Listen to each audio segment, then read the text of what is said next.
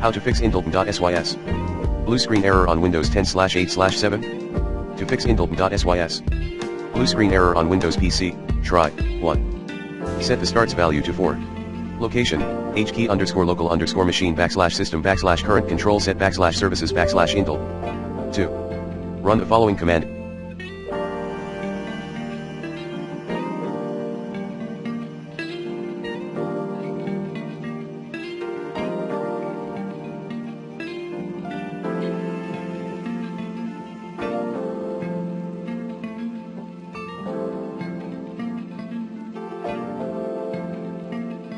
In command prompt under advanced options, run intelppm.sys.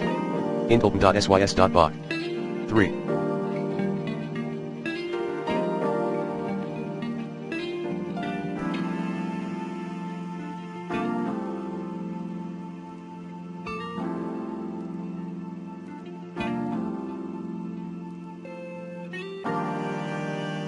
Remove and reinstall Intel drivers via using the recommended Avast driver updater in this video guide, if you read code 39 in your CPU driver.